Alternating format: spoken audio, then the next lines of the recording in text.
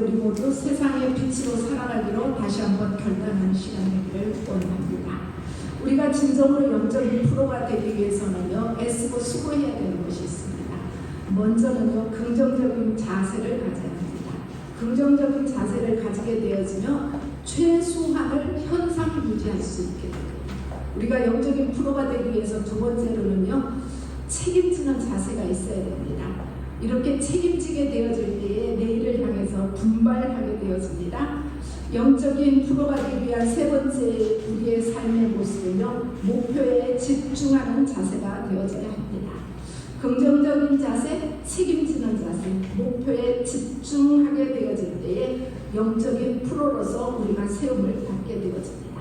우리가 사는 사회를 바라보면서 여러분들 잘못되어졌다는 것이 끊임없이 눈에 띄게 되어지죠. 이제 부조리도 보이게 되어지고 죄악도 보이게 되어지고, 그런데 우리가 그 모든 것들을 비판적인 것으로 이제 말로 던지게 되어지고, 우리가 그 세상을 향해서 방관하게 되어질 때에 우리가 살고 있는 이 사회는 더 큰 어두움으로 덮일 것입니다. 우리가 손가락질을 쉽게 할 수 있습니다. 그런데 참다운 성도이라면 우리가 세상과 구별하여 살 뿐만 아니라 세상에 대한 비판으로 그치지 않고 건설적인 대안을 제시할 수 있어야 합니다. 우리를 향해서 주님 말씀하시기를 너희는 세상의 빛이라고 하십니다. 우리를 향해서 너희는 세상의 어둠이라고, 너희는 세상의 저주라고, 지옥이라고 하지 않으셨어요. 예수님은 우리가 부족함에도 불구하고 연약함에도 불구하고 너희는 세상의 빛이라고 기대하셨고 격려해 주셨고 소망을 우리에게 주셨습니다. 우리 모두 주님을 실망시키는 삶이 되어서는 안 됩니다. 모든 부모님들은 자녀들이 어둠이 아니라 빛이 되기를 원하잖아요. 하나님은 하나님의 자녀들이 빛 되기를 원하시고 빛으로 살아갈 때에 기뻐하십니다. 그러므로 우리의 삶은 어둠이 아니라 빛나는 삶이기를 축복합니다. 먼저 14절의 말씀에서 너희는 세상의 빛이라고 말씀하게 되어집니다. 유대인들은 자기들이 세상의 빛이라고 생각했어요. 이방인들과 다른, 자기들은 선민이고 자기들은 빛이라고 생각했어요. 그런데 진정한 빛은 이 땅에 고난받는 종으로 오신 예수님 한 분뿐이고 그 예수님만이 빛이 되어주십니다. 예수님의 제자들은 예수님으로 말미암아 세상을 비추는 빛으로서의 삶을 살게 되어집니다. 빛은 보편적으로 이제 종교의 상징이 되어지고요. 구약에서는 빛이 부정함과 대립되어지는 순수함, 거짓이나 무지와 대립되어지는 진리와 지식이고, 하나님 앞에 버림받은 자들에게 대조되어지는 하나님의 계시와 임재가 상징되는 것이 바로 빛이라는 단어 속에 담겨져 있습니다. 우리는 빛 그러면은 태양을 떠올리게 됩니다. 그런데 이 태양이 하는 역할 가운데 하나가 뭐냐면 모든 것을 밝힌다는 사실입니다. 이 태양이 떠 있는 동안에는요, 모든 물체들이 그 정체가 드러나게 되어지고 어둠이 같이 할 수 없게 됩니다. 온 우주에 축복과 은혜가로 가득 차 있다 할지라도 그 은혜와 축복을 담을 만한 그릇이 문제가 됩니다. 넓은 바다 가운데에 물병이 있습니다. 그런데 그 물병에 병마개가 꼭 막혀 있는 동안에는 그 병 속에 물이 한 방울도 들어가지 않습니다. 그와 같이 어떠한 복이 우리에게 있다 할지라도 복받을 만한 그릇이 되지 못한다 그러면 그 사람은 복과는 상관없는 사람으로 살아가게 됩니다. 어느 사회학자가 이렇게 말했습니다. 현대인이 성공하려면 지능도 있어야 되고 지식도 있어야 되고 기술도 있어야 되지만 무엇보다 중요한 것은 태도랍니다.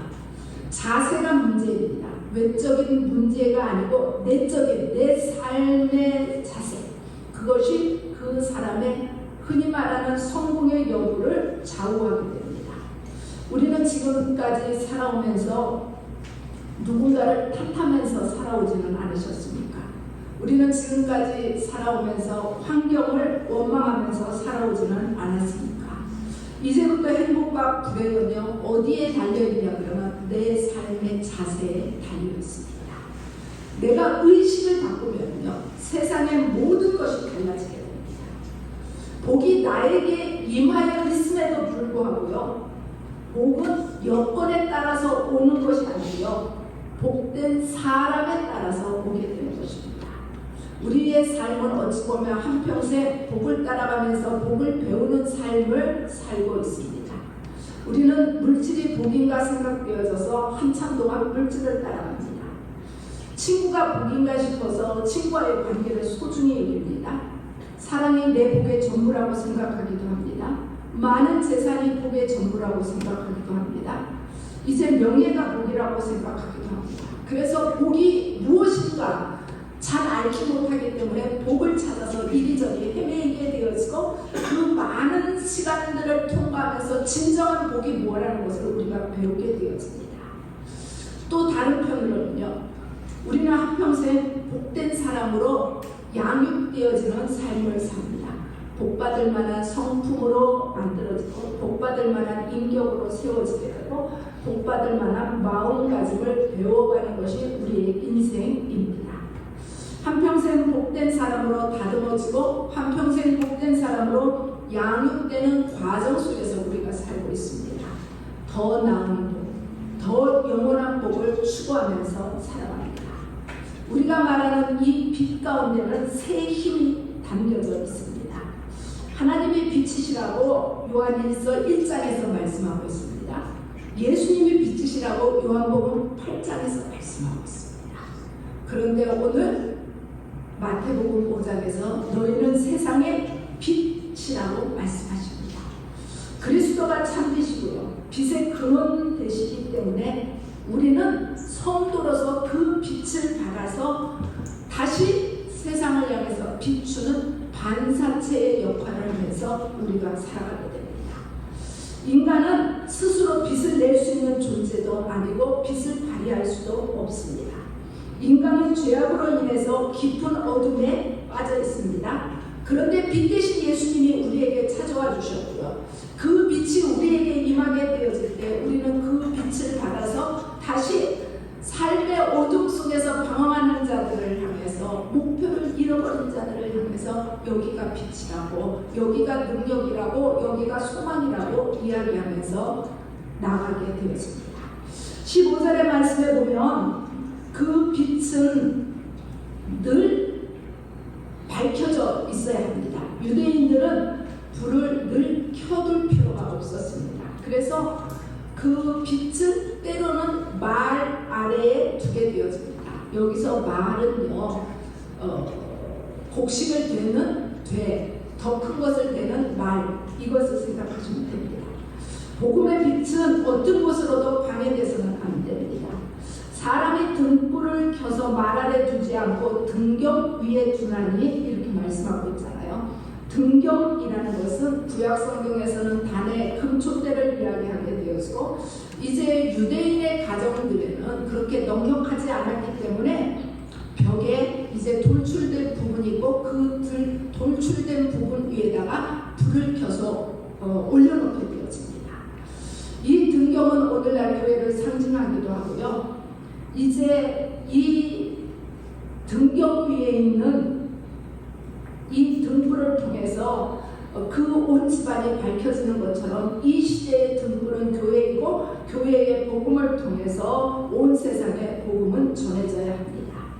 여기 말은 곡식을 재는 양을 재는 나무로 만든 그릇입니다.